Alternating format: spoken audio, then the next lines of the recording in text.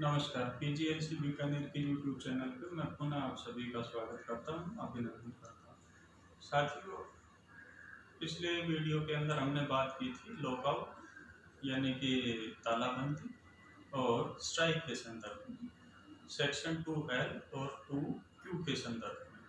और इसको समझते हुए हमने ये देखा था कि हड़ताल और तालाबंदी एक दूसरे का प्रतिपक्ष है। तालाबंदी के मैंने एलिमेंट्स आपको बताए थे कि भाई टेम्परेरी सस्पेंशन ऑफ वर्क रहता है, किसी भी संख्या में जो नियोजित वर्कर रहते हैं उनको नियोजक रखने से इनकार कर देता है, और टेम्परेरी क्लोजर होता है प्लेस ऑफ एम्प्लॉयमेंट का। इसी तरह से मैंने आपके साथ बात की थी कि स्ट्राइक के संदर्भ में, तो उसके अंदर भी ये बात आई थी कि भाई कॉमन अंडरस्टैंडिंग होती है और उस कॉमन सामूहिक समान साझेदारी के अंतर्गत काम करने से इनकार किया जाता है या मना किया जाता है। और उसके जितने भी जो केसेस थे वो हमने देखे थे। फिर जो बात निकल के आई थी कि वैध और अवैध, लीगल इलीगल स्ट्राइक और लॉकआउट के संदर्भ में। स्ट्राइक को समझते समय हमने देखा था कि भाई उसके अलग अलग जो काइंड्स थे कि चाहे वो tool down, pen down, go slow, hunger strike, घेराव और जो भी इसके संदर्भ के अंदर जो केस थे, सांकेतिक इत्यादि इत्यादि। लेकिन मोटे तौर के ऊपर मैंने कहा था कि यदि हम कानून की दृष्टिकोण से देखें तो दो ही प्रकार होते हैं, लीगल और इलीगल। जहाँ तक लीगल और इलीगल का जो ताल्लुक है उसके संदर्भ में आज हम बात करेंगे। तो देखिए, इसके लिए चाहे लॉकआउट हो और चाहे स्ट्राइक, इन दोनों के संदर्भ के अंदर जो सेक्शन 22, 23, 24, 25, 26 ये इस संदर्भ के अंदर आप विभिन्न उपबंध प्रस्तुत करते हैं। सेक्शन जो 22 है, सेक्शन 22(1) और सेक्शन 22(2), तो ये दोनों के दोनों, सेक्शन 22(1) स्ट्राइक के संदर्भ में बात करता है, 22(2) बात करता है लॉकआउट के संदर्भ के अंदर। और ये बताता है सेक्शन 22 कि भाई जो पब्लिक यूटिलिटी सर्विसेज हैं उसमें कार्य करने वाले जो वर्कर हैं, जो वर्कमैन हैं, वो कब स्ट्राइक कर सकते हैं, और पब्लिक यूटिलिटी सर्विसेज के जो उद्योग या उपक्रम हैं उनके नियोजक लॉकआउट कब कर सकते हैं। तो सबसे पहले हमें समझना पड़ेगा कि पब्लिक यूटिलिटी सर्विसेज हैं क्या। देखिए, पब्लिक यूटिलिटी सर्विसेज वो सर्विसेज हैं जो कि सामान्य जो जनजीवन है उसको प्रत्यक्ष रूप से प्रभावित करती हैं। लोकोपयोगी जो सेवाएं हैं उसके अंदर जो डायरेक्टली जो अप्रोच करती हैं एक जर्नल कॉमन एक आदमी को, एक आम आदमी को, जैसे फॉर एग्जांपल इसके अंदर हैं हवाई सेवाएं, बंदरगाह से संबंधित सेवाएं, या किसी उद्योग या उपक्रम के एक विभाग की सेवाएं जिसके ऊपर दारोमदार है उस उद्योग या उपक्रम के अंदर काम करने वाले वर्कर्स की सुरक्षा का, यानी कि किसी उपक्रम का वो भाग जिसके ऊपर डिपेंड करता है उस उपक्रम में काम करने वाले लोगों की सुरक्षा का भाग। वायु परिवहन से संबंधित सेवाएं होगी, बंदरगाह या पोर्ट, मेजर पोर्ट और डॉकयार्ड, इससे संबंधित सेवाएं होगी। तो तीसरा, किसी कारखाने या उपक्रम के सुरक्षा से संबंधित सेवाएं, तीसरा। उसके बाद डाक तार, टेलीफोन, टेलीग्राम, ये सब सेवाएं। इसके बाद आ जाता है आपका पावर जनरेट करना, बिजली, पानी, और जो वाटर बोर्ड हैं, जो हमारे पावर सप्लाई के जो सेवाएं हैं ये आ जाती हैं। इसके बाद सैनिटाइजेशन और कंजर्वेशन, यानी कि साफ सफाई और सार्वजनिक जो कंजर्वेंसी की जो सैनिटाइजेशन से संबंधित जो सेवाएं हैं वो इसके अंदर आ जाती हैं। और फिर लास्ट में ये बताया गया है इसमें कि इसके अलावा जो छठी जो बात है, जो सिक्स्थ जो क्लोज है, वो ये कहता है कि पब्लिक यूटिलिटी सर्विसेज में वो सेवाएं आती हैं जो कि इस एक्ट के अनुसूची शेड्यूल 1 के अंदर जो दी गई है। जो शेड्यूल 1 है उसका जो प्रावधान है वो ये है कि जो एप्रोप्रिएट गवर्नमेंट है वो डिसाइड करती है कि भाई अब ज़रूरत हमें महसूस हो गई कि जो शेड्यूल 1 से संबंधित जो सेवाएं हैं उसको हम पब्लिक यूटिलिटी सर्विसेज घोषित कर दें। ये हमेशा नहीं होता। ये जो शेड्यूल 1 की जो सेवाएं हैं इनको appropriate government time to time अपनी आवश्यकताओं के हिसाब से घोषित कर देती है। कितने समय के लिए? 6 महीने के लिए, एक बार में 6 मंथ्स के लिए ये घोषित कर देते हैं कि भाई जो ये शेड्यूल 1 का की जो ये सेवा है ये अब पब्लिक यूटिलिटी सर्विसेज के अंदर मानी जाएगी। इस अवधि को बार बार 6 महीने के लिए बढ़ाया जा सकता है, लेकिन एक बार में 6 महीने।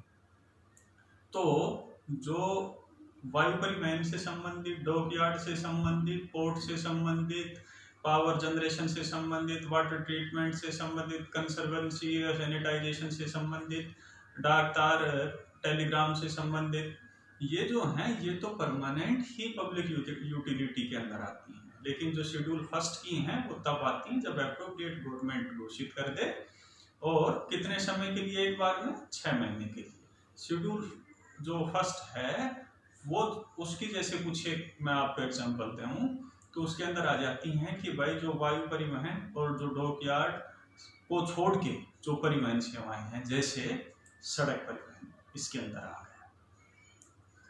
हो सकता है कि कई बार हम देखते हैं कि चक्का जाम हड़ताल ट्रक यूनियन ने या ट्रांसपोर्ट यूनियन ने कर दी, सरकार उसको यूटिलिटी सर्विसेज घोषित कर सकती है और उसके लिए फिर सेक्शन 22 लागू हो जाएगा और फिर वो नोटिस और ये सब कुछ देना पड़ता है। तो इन दोनों को छोड़ के, यानी कि हवाई सेवा और पोर्ट को छोड़ के कोई परिवहन सेवा किसमें है? शेड्यूल फर्स्ट के अंदर है। फिर जैसे सीमेंट उद्योग, लोहा इस्पात है, सूती वस्त्र है, ये असेंशियल उद्योग माने गए हैं। इनसे संबंधित सेवाएं या करेंसी से संबंधित सेवाएं, जो टक्साल के अंदर जो काम करते हैं उससे संबंधित, जैसे सरकार ने नोटबंदी की, वहाँ पे स्ट्राइक होगी, ऐसी स्थिति में क्या हो सकता है? या फिर टक्साल से संबंधित जो कार्मिक हैं वो स्ट्राइक कॉल कर दें, तो फिर क्या स्थिति बने? सामान्य दशाओं के अंदर भी ये बड़ी ही एसेंशियल सर्विसेज मानी जाती है। तो इस तरह की जितनी भी जो सेवाएं हैं जो डायरेक्टली हैं वो शेड्यूल फर्स्ट में दी गई हैं। सूती वस्त्र, सीमेंट, लोहा इस्पात और ये आपका टक्साल, सुरक्षा, अग्निशमन, फायर फाइटर्स वाला, ये जो पोर्शन है इसको शेड्यूल फर्स्ट में दिया गया है, जिसको एप्रोप्रिएट गवर्नमेंट डिसाइड करती है उस परिस्थिति के हिसाब से एक बार में 6 महीने।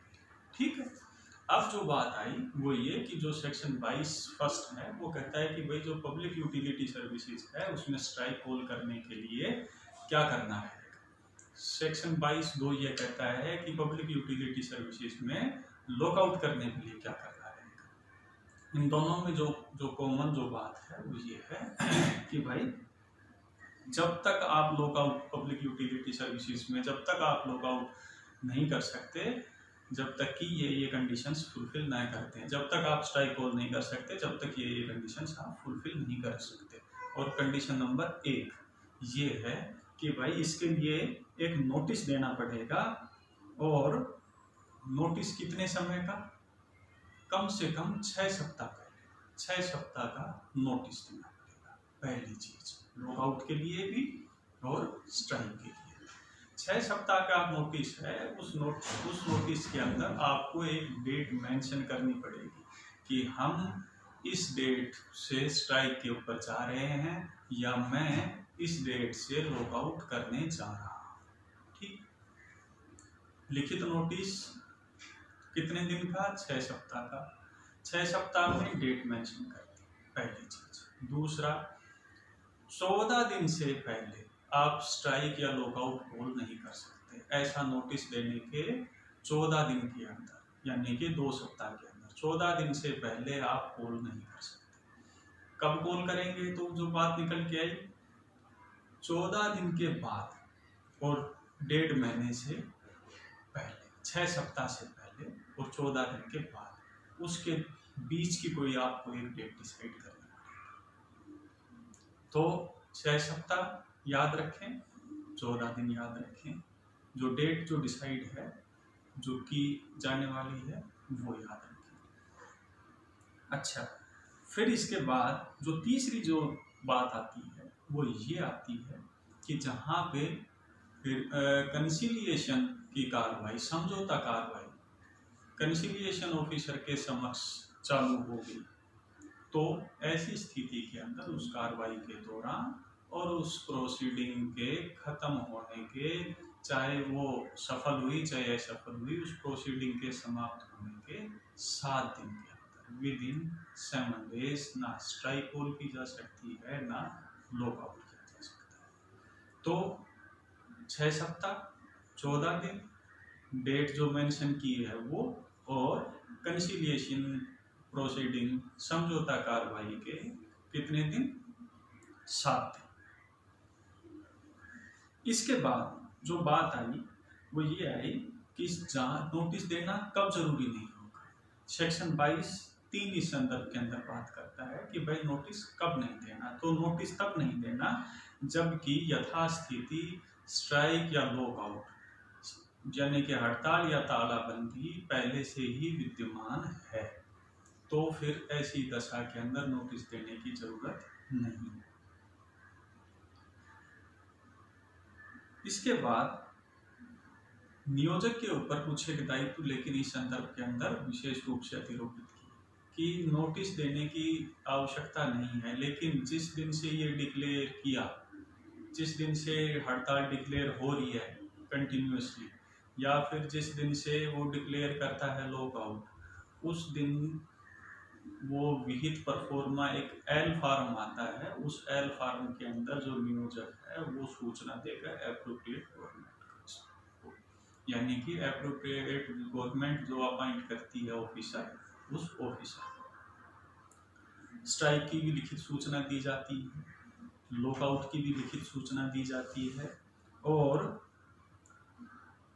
जो नियोजक है वो जहाँ पे ऐसी सूचना लेता है, सेक्शन 22(1) के तहत स्ट्राइक की सूचना लेता है या सेक्शन 22(2) के तहत ऐसी सूचना देता है, तो नियोजक के ऊपर ये दायित्व है कि वो एप्रोप्रिएट गवर्नमेंट के द्वारा अपॉइंट ऑफिसर को उसकी सूचना देगा 5 दिन के अंदर, विद इन 5 days। सेक्शन 22 के प्रावधान क्लियर हुए आपके समक्ष। तो 6 सप्ताह, 14 दिन और कंसिलिएशन प्रोसेस के दौरान 7 दिन। आपने नोटिस दिया, नोटिस देने के बाद आपने उस कंसर्न डेट को स्ट्राइक कॉल नहीं किया, तो ऐसी स्थिति के अंदर, ऐसी स्थिति में दोबारा नोटिस देना पड़ेगा। ऐसी स्थिति के अंदर दोबारा नोटिस देना पड़ेगा। मिनरल्स माइनर्स यूनियन का जो केस है उसमें बिल्कुल स्पष्ट रूप से कहा गया कि भाई ऐसी स्थिति के अंदर आपको दोबारा से नोटिस देना पड़ेगा। अब जर्नल प्रोहिबिशन क्या है स्ट्राइक और लॉकआउट के संदर्भ में?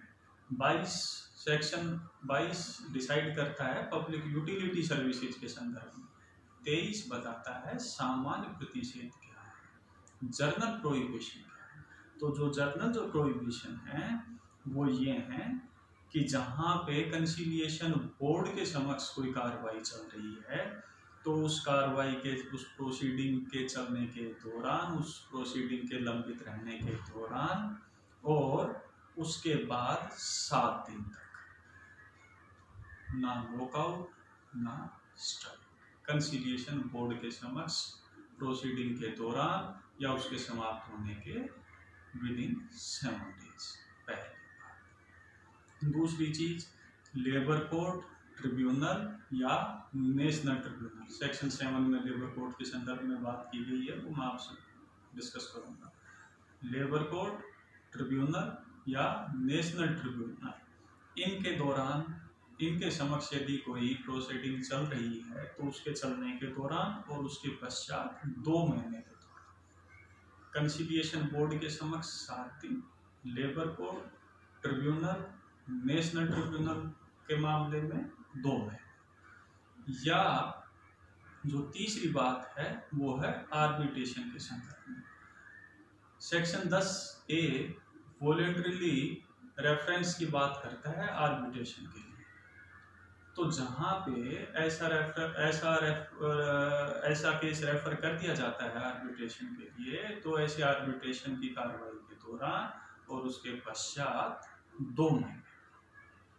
तो जो बात जो आई वो ये कि कंसिलिएशन बोर्ड के समक्ष 7 दिन, labour code, tribunal, national tribunal और आर्बिट्रेशन,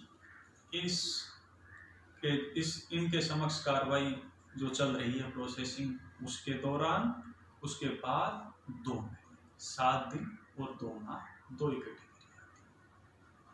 ठीक है। इसके बाद सेक्शन 24 जो बात करता है वो कहता है कि भाई इलीगल स्ट्राइक और लॉकआउट क्या है।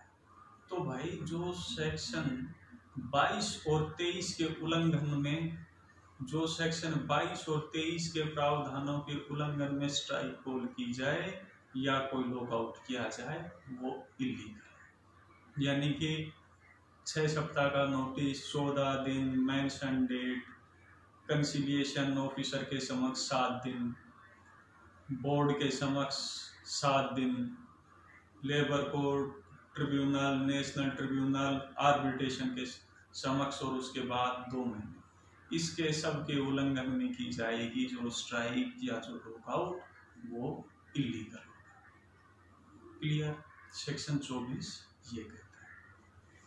अब दूसरी बात जो सेक्शन 24 कहता है वो 10(3) और सेक्शन 10A, सेक्शन 10(3) और सेक्शन 10A, इसके संदर्भ में बात करता है। तो जो सेक्शन 10(3) है वो, उसमें प्रावधान किया गया है कि जो लेबर कोर्ट है, जो ट्रिब्यूनल है, जो नेशनल ट्रिब्यूनल है, उनके समक्ष जब कोई केस चला जाता है तो कंटिन्यूटी के ऊपर रोक लगाई गई है, लॉकआउट के लिए भी और स्ट्राइक के लिए भी, कि जो एप्रोप्रिएट गवर्नमेंट है वो उसकी कंटिन्यूटी के ऊपर रोक लगा सकती है।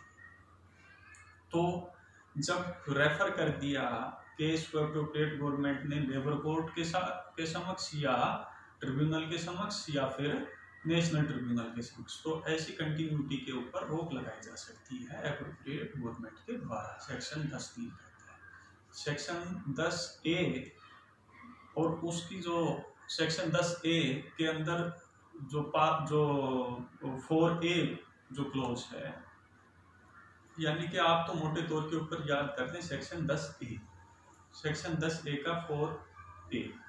तो जो सेक्शन 10A है वो वॉलंटरी रेफरेंस की बात करता है किसके समक्ष, मध्यस्थता के, कि जहाँ पे मध्यस्थम के लिए, जहाँ पे आर्बिट्रेशन के लिए रेफर कर दिया, तो फिर एप्रोप्रिएट गवर्नमेंट है वो कंटिन्यूटी के ऊपर स्ट्राइक हो या लॉकआउट हो, उस पर रोक लगा सकती है।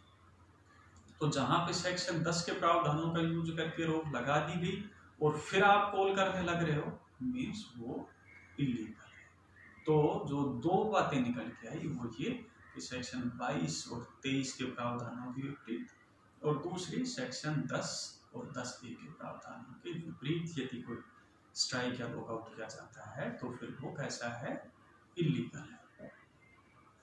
अब जो बात आती है वो ये कि